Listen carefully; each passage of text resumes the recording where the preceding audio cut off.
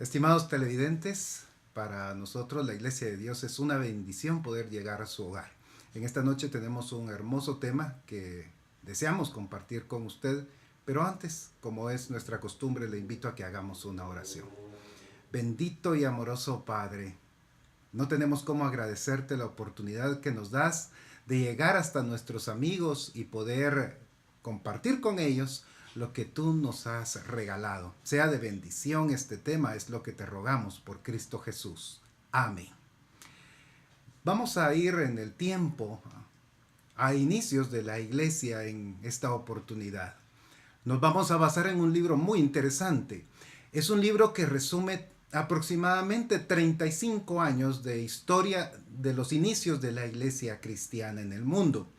Fue escrito también por un personaje muy particular. Su nombre era Lucas. Se cree que este varón era un personaje estudiado, tenía una profesión, se cree, como médico, y por eso usted va a notar que en el relato que vamos a tomar de las Sagradas Escrituras, y que él fue el instrumento que Dios utilizó, va a haber una serie de detalles propios de él. Así que yo le invito a que con mucha alegría, con mucho ánimo, abramos la Escritura buscando en ella una guía, buscando en ella una luz, un camino, una iluminación, porque eso es precisamente la palabra del Señor. Hechos capítulo número 3 es el que en esta oportunidad vamos a analizar. Y vamos a ir poco a poco tratando de meternos en la mente, en el corazón de aquel discípulo de Jesús llamado Lucas, quien escribiera esto en aquella época, en aquel lugar, en aquel momento, y tratar de traducir para nosotros una enseñanza en este momento. Dice así los primeros versos del capítulo número 3, por favor. Si tú tienes tu Biblia ahí, por favor, corre, ve, sácala del closet, ponla sobre un escritorio y acompáñanos. La palabra del Señor es la que en esta noche nos va a iluminar. Hechos capítulo número 3, repito, verso 1, dice así: Pedro y Juan subían juntos al templo a la hora novena, la de la oración. Vamos a ir poco a poco, despacito. Mira, Pedro y Juan era una fórmula, eran compañeros, ellos habían sido unidos, si quieres, por Jesús. Fueron en algún momento 13, hablaba de Pedro, Juan y Jacobo, en algunos momentos como la transfiguración, ellos estaban ahí, pero también Jesús viene y en determinado momento ya les da cierto trabajo específico solo a Pedro y a Juan. Juan era más joven, se cree, puesto que vivió más, pero Pedro, pues probablemente por ser inclusive el que toma aquí la palabra, se cree que era el más grande. Pero bien, era una fórmula allá en la misma cena, la última cena. Pedro le hace señas a Juan para que investigue más acerca de ciertas enigmas que Jesús estaba dando, ciertas inquietudes que estaba haciendo surgir en el corazón de ellos. Entonces se veía una amistad, se veía ya un trabajo en equipo, si tú quieres, y por eso no es de extrañar que acá Pedro y Juan sean los que vayan juntos a la hora de la oración al templo. Ese detalle nos lo da Lucas, como ya mencionábamos en la introducción de nuestro tema, y es importante, ya veremos por qué. Siguiente verso, por favor, verso 2. Y era traído un hombre cojo de nacimiento, a quien ponían cada día a la puerta del templo, que se llamaba La Hermosa, para que pidiese limosna. Otra vez el relato abunda en detalles. Primero, menciona que era traído. Ahí, en ese momento preciso en que Pedro y Juan subían al templo, ascendían al templo, ellos iban a orar, también en ese momento era traído aquel varón cojo de nacimiento. ¿Una casualidad? En el Evangelio no existen las casualidades. El Señor había puesto el momento preciso, había puesto a las personas indicadas. No dice quiénes llevaban al cojo, obviamente a alguien le tenía que auxiliar o a algunas personas le tenían que auxiliar. Y ahí iba el cojo. Era llevado en el momento preciso en que Pedro y Juan también llegaban al templo. Me imagino que tú has estado junto a construcciones enormes. En las ciudades abundan los edificios altos, las construcciones monumentales, los teatros inmensos. Y pues cuando uno se para al lado de ellos, pues uno se siente pequeño, ¿no? Y esta era la situación. El templo de Jerusalén para este momento era una construcción magnífica. La había reconstruido Herodes partiendo del templo de Zorobabel y era hermoso. Mira, aún los discípulos de Jesús se sentían como judíos muy orgullosos del templo. Eran varios edificios imponentes, grandes. Y la descripción que nos da aquí el siervo del Señor por medio de esta frase de la hermosa, nos dice también mucho acerca de dónde estaban situados. Por algo se llamaba esta puerta la hermosa. Sin duda alguna era un lugar hermoso para todos aquellos que se acercaban y era el título que le daban a la puerta. Aquel mendigo, porque eso era un mendigo, pedía limosna, aquel cojo, es llevado al lugar correcto, el lugar indicado, donde sube la gente piadosa para ir a orar. Era el momento de la oración y él se apersona ahí para pedir limosna. Sin duda alguna esperaba que todos los que entraran a la oración, que entraran por esa hermosa puerta, por ese monumental edificio, pudieran darle algo con que subsistir. Para nosotros la imagen no es extraña. ¿Cuántos mendigos no hay? Aquí, allá, en las ciudades, siempre hay mendigos. De hecho, Jesús habló de eso. A los pobres siempre los tendréis con vosotros. Así que siempre hay necesidad. Una necesidad material. Aquel necesitaba el sustento, necesitaba sobrevivir, era cojo, así que necesitaba algo que comer, algo con que vestirse, y pues era el dinero que le pudieran dar de limosna lo que iba a responder para que él pudiera subsistir, sobrevivir. Pues era traído en un momento exacto, en los tiempos de Dios, en el momento indicado por Dios. Ni antes ni después, en el momento preciso de Dios. Y aquí es donde empieza nuestra meditación. Lo que podemos sacar para nosotros, esto fue ya hace varios miles de años, pero ¿qué hay para nosotros? ¿Qué hay para ti? ¿Qué hay para mí? El Señor tiene momentos para nosotros. El Señor nos permite la oportunidad de vivirlos y llegar a esta hermosa comunicación que tengo contigo por medio del televisor y que tú sepas de que hoy también es el momento de Dios para tu vida, que Dios puede actuar en tu vida. El cojo no lo sabía, pensó que era un día más. Cada día, dice, nota el relato tan hermoso, tan detallado de Lucas, cada día lo ponían al templo. Para él, sin duda alguna, era un día más de estar ahí humillado, pidiendo limosna, viendo quién le socorría, quién le ayudaba. Pero no era el momento así. Dios tenía otros planes, Dios tenía otras ideas. Él piensa diferente que nosotros. Para Él era un día común y corriente, para Dios no. Hoy puede ser un día especial para ti, si tú te dejas usar también. Si tú también te humillas, si tú también pides, el Señor puede abrir los cielos, puede abrir la bendición, como sucedió en el relato. Continuemos. Dice el verso 3. Ahora ve al verso 3. Estamos en Hechos, recuerda, pues si se te perdió, Hechos capítulo 3, verso 3. O sea, el cojo, cuando vio a Pedro y a Juan que iban a entrar en el templo, les rogaba que le diesen limosna. Mira, rogar es más que pedir. Rogar es ya un sentimiento, es algo muy profundo. El detalle que nos da aquí Lucas nos dice cuánta intensidad había en aquel varón por unas monedas. Sin duda alguna, eso también lo captaron los discípulos de Jesús. Pedro y Juan sintieron aquello, era un caso especial. Yo no sé si en ese lugar habían más mendigos, la Biblia no lo dice. Muy probablemente lo habían. Tú vas a cualquier lugar, una plaza, y hay personas pidiendo dinero. No una, dos, tal vez muchas, depende de dónde vayas. Acá, sin duda alguna, era un lugar perfecto para pedir limosna, para mendigar. Y este varón pide una limosna, pide una ayuda y lo hace con ruegos. Y dice el verso 4, Pedro con Juan, acuérdate, iba Juan ahí con él, fijando en él los ojos, le dijo, míranos. Había un contacto visual, había una conexión entre Pedro, Juan y el cojo. Algo así como estamos ahorita, así como estamos conectados ahorita. Había algo importante que venía, había algo interesante que decirle a aquel varón que estaba en la desgracia, que estaba en la desdicha.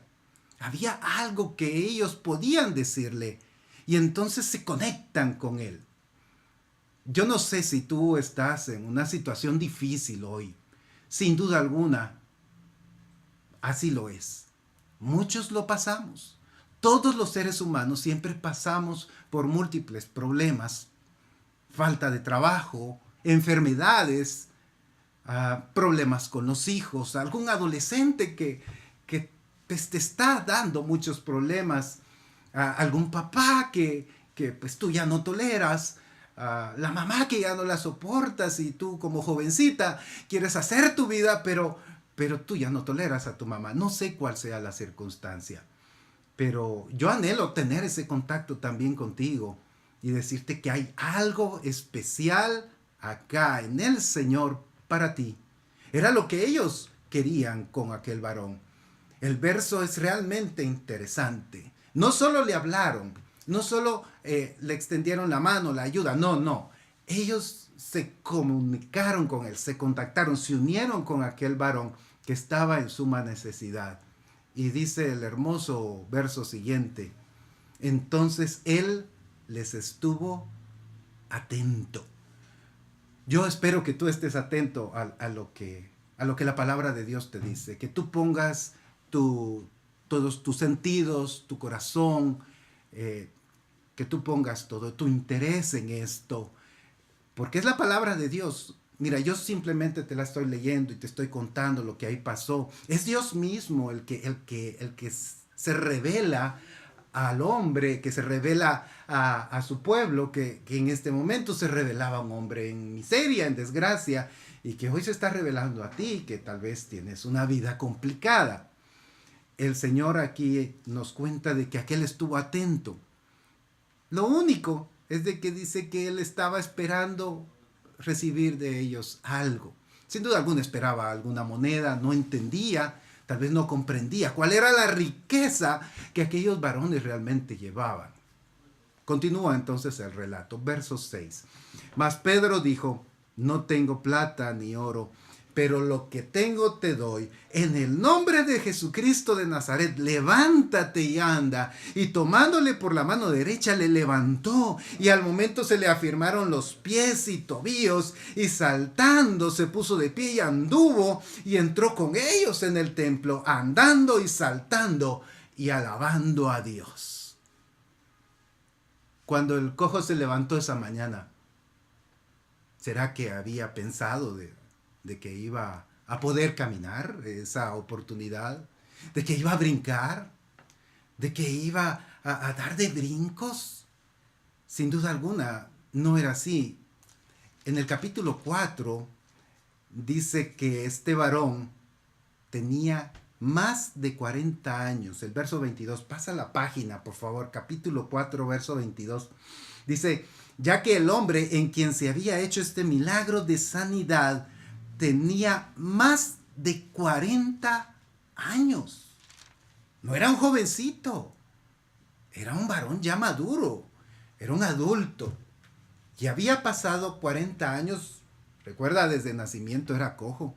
Había pasado 40 años en esa realidad, en esa tristeza. No nos dice desde cuándo él había pedido limosna, pero muy probablemente ya en su adolescencia, en vez de correr con los muchachos, de andar en las actividades juveniles con los de su misma edad, pues él estaba tal vez pidiendo ya limosna.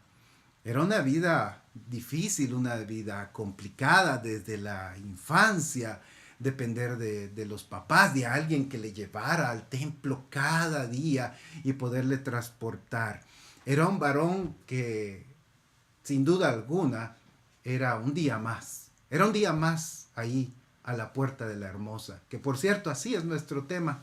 Así le he titulado yo, un día más a la puerta de la hermosa. Ya hablamos de que no hay casualidades en el Evangelio. Ese día más era un día maravilloso. Era un día especial, un día diferente, en que este varón iba a poder encontrar una vida nueva, ilusiones nuevas, expectativas de vida nueva. Iba a tener la oportunidad de caminar, de hacer cuantas cosas. Yo no sé, tú te levantas en la mañana, como yo, damos los primeros pasos, no sé, nos vamos, nos duchamos, tomamos algo, comemos, y es un día más. Es un día más para nosotros. Regularmente no nos percatamos. Oh, hoy me paré. Oh, hoy puse el pie derecho. Hoy puse el pie izquierdo. No nos percatamos de eso. Muchas veces no meditamos en cuánto Dios nos da, en cuánto Dios nos brinda. Mira, el apóstol a los gentiles decía, con que tengamos qué comer y con qué vestirnos, estemos contentos con eso. ¿Y cuánto más Dios nos da? Dios nos da muchas cosas más. Pero hablando físicamente en cuanto a nuestro cuerpo, ¿cuánto no deseásemos poder caminar, correr? Cuando somos jóvenes, estamos en los ejercicios allá en el colegio, en la escuela, y lo hacemos todo con aquella habilidad, con aquella potencia. Esa no era la vida del cojo. El cojo no podía buscar una pareja con toda tranquilidad, ir a su casa, caminar 2, 3 leguas, 2, 3 cuadras, platicar con ella, con la jovencita. El cojo no lo podía hacer. Si alguien no lo llevaba, dependía de alguien más. El cojo necesitaba realmente de Dios. Y yo quiero preguntarte si tú no necesitas de Dios. Y yo te diría, me atrevería a contestar esa pregunta por ti, perdóname. Pero todos necesitamos de Dios. Absolutamente toda la raza humana necesita de Dios. Todos somos como este cojo. Cuando no conocemos a Dios, así somos. Pasamos años y años y años y pensamos que todo debe de ser igual, que es un día más, que es un día más. Pero no pensamos en que el Señor puede darnos una vida maravillosa en esta tierra y una vida eterna preciosa con Él. Es lo que Él nos invita a disfrutar, a tomar, a hacer nuestro. Aquel varón cambió su vida. Aquel varón tuvo la oportunidad de hacer muchas cosas que sin duda alguna él no podía hacer antes. Hoy en día es la oportunidad para que tú también no creas que es un día más, que es una casualidad que estemos conectados acá por este medio hermoso, sino que es precisamente el llamado de Dios. Levántate y anda. Esas fueron las palabras. En el nombre de Jesús, yo te digo también, Jesús, ese de Nazaret, aquella ciudadela olvidada, atrasada, en donde pues nada bueno podía venir, según los mismos judíos. De ahí viene la salvación, de ahí viene Jesús, de ese Jesús de Nazaret que te dice a ti hoy, levántate y anda. Ya no sigas en esa condición pecaminosa. Es la oportunidad, es el día. No es casualidad, repito, que estemos acá conectados en esta tarde, en esta noche. Es para nosotros una bendición llegar y transmitírtelo, decirte, mira, Dios tiene para ti muchos planes. Para el cojo había muchos planes. Es lo primero que hace, no sé si lo notaste acá en la descripción, es entrar al templo. Entra junto con aquellos varones al templo. Me imagino, pienso, que entra a agradecerle a Dios, a alabar a Dios, dice la escritura, en palabras, en expresiones, iba brincando, sentía sus piernas, sentía su ser diferente. Dios puede cambiar nuestro ser. Tú tal vez estás ahorita ya pensando en quitarte la vida, en tirarte de un puente, en tomar algunas pastillas, no sé. Puede ser que tú estés desesperado, tal vez tu esposa te dejó, tal vez tu marido se fue con otra. ¿Cuál sea tu desesperación? Yo no la conozco, pero Dios puede cambiar tu vida. Dios puede hacerlo, así como lo hizo conmigo. Así Él puede cambiar nuestra vida. Porque Él anhela que saltemos, que brinquemos de alegría, que le alabemos, que le adoremos. Es lo que Él busca. Y que este día no sea un día como los demás, sino que sea un día realmente especial. El Señor se acerca a ti. Se acerca como se acercaron los discípulos. Dice que ellos le tomaron la mano a aquel varón. Le vieron, tuvieron un contacto visual y le tomaron la mano. Nos recuerda esto aquel caso cuando la suegra de Pedro estaba enferma. Cuenta la escritura de que aquella mujer estaba enferma, estaba en cama. Y en esa condición, pues Jesús, iniciando su ministerio, va a la casa de Pedro y estando ahí en la casa de Pedro, pues le comentan de que ella tiene fiebre. Se acerca Jesús a esta mujer, estaba postrada, y lo que hace es tomarla de la mano. Jesús era Dios, Jesús era como su Padre, de la misma esencia. No tendría necesidad de humanarse, pero lo hace por amor a nosotros y viene y nos toca. Jesús anhela estar junto a ti, Él anhela estar tocándote, abrazándote, diciéndote, mira, no te preocupes, la vida es difícil, pero yo tengo mucho más que esta vida para ti. Tengo un proyecto especial para ti, así como lo tuvo para este cojo. Aquellos varones van y le tocan, le toman de la mano, le dicen, levántate. Y aquel no lo duda, aquel se levanta y brinca, porque siente tan bien que su cuerpo responde, que sus pies, sus tobillos, es interesante este detalle del doctor Lucas, sus pies, sus tobillos se enderezan y empieza a caminar, y no solo eso, sino a brincar. Es lo mismo. Yo no sé cuánto has cojeado por la vida. Cojeamos por la vida antes de conocer a Jesús. Andamos ahí arrastrándonos, andamos pidiendo limosna, creyendo que el dinero lo es todo, creyendo que unas cuantas monedas es suficiente, y no es así. Él anhela para ti algo más. La felicidad no tiene precio. Pregúntale a cualquier millonario si es feliz. Pregúntale. Y entonces verás que el dinero no es la solución, los placeres menos. ¿Cuántas personas tristemente paran en los hospitales con cirrosis por darle al deleite del alcohol? ¿Cuántos más paran en hospitales de VIH por tener una vida sexual desordenada? ¿Cuántos más paran en el manicomio por vivir trabajando todo el tiempo y no dejar tiempo al descanso, como lo mencionan las Sagradas Escrituras? La vida no consiste en eso. De hecho, la vida del hombre no consiste en los bienes que posee. Así lo dijo el Señor. Tú y yo podemos abrazar algo más poderoso, algo más sustancioso, algo más que nos puede llevar a la vida eterna.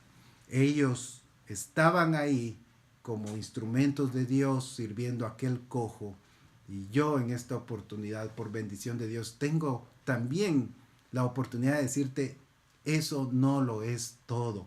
Unas cuantas monedas no lo son todos. No construyas acá en esta tierra, sino que antes bien busca la vida eterna. La historia no queda ahí. Cuenta acá, además de eso, en el versículo 9, que te invito a que leas conmigo. Y todo el pueblo, dice, le vio andar y alabar a Dios, y le reconocían que era el que se sentaba a pedir limosna a la puerta del templo, la hermosa, y se llenaron de asombro y se llenaron de espanto por lo que había sucedido. Mira, nuestra vida puede cambiar dramáticamente. Tal vez tú piensas que hoy tu vida no vale nada, que Dios se olvidó de ti, que no cuentas, que sos un cero a la izquierda, no sé. tantas cosas que el mundo nos dice. El diablo nos quiere engañar. Nos pone todas esas ideas en la mente y nos dice, no, tú no vales. Mira lo que hiciste. Mira la sangre que derramaste. Mira lo que hurtaste. Y nos señala esos pecados en que por influencia también de él hemos caído para sentirnos desgraciados, sin gracia. Pero Dios tiene gracia para ti. No importa qué tan grande creas tú que ha sido tu pecado, no importa. De hecho, no hay pecados grandes ni chicos, no existe. Esta es una mala concepción. El pecado es pecado. Igual es que tú adulteres a que tú tomes unos minutos de más en tu trabajo para descansar. Es lo mismo. Tal vez uno es más escandaloso que el otro, pero pecado es pecado. Y para nosotros es necesaria la gracia de Dios para salir de ese pecado. No hay otra fórmula. Por nuestras fuerzas no podemos. Y cuando esto sucede, la gente se asombra. Bueno, y no era Carlos el que antes era delincuente, el que antes hablaba aquellas palabras oeces tan desagradables, aquel que se burlaba de los demás, aquel que hacía escarnio de los viejos, aquel que no obedecía a sus padres, aquel que trataba mal a sus hijos, que era cruel con sus hijos. La gente se va a asombrar del cambio, se va a asombrar de lo que Dios puede hacer en nosotros, porque aquí si tú lo ves, no es Pedro, no es Juan, no soy yo, es Dios, que revelándose a la humanidad, actúa y nos cambia y nos hace salir de esa condición miserable a una vida maravillosa. Veamos que no era por Pedro y por Juan. Verso 11, por favor. Y teniendo asidos, o sea, tomados a Pedro y a Juan, el cojo que había sido sanado, o sea, el cojo los tenía agarrados, era su emoción tanta su alegría, tanto su agradecimiento, que los tenía así. Y el pueblo, dice, estaba atónito, no lo creía, estaban asombrados, de hecho estaban espantados, dice el verso anterior. Ellos concurrieron al pórtico que se llama de Salomón. Imagínate un portal con columnas grande, alto, inmenso, en donde todo el pueblo llegó para ver aquel milagro. Milagro que puede ser en tu vida también. Verso 12.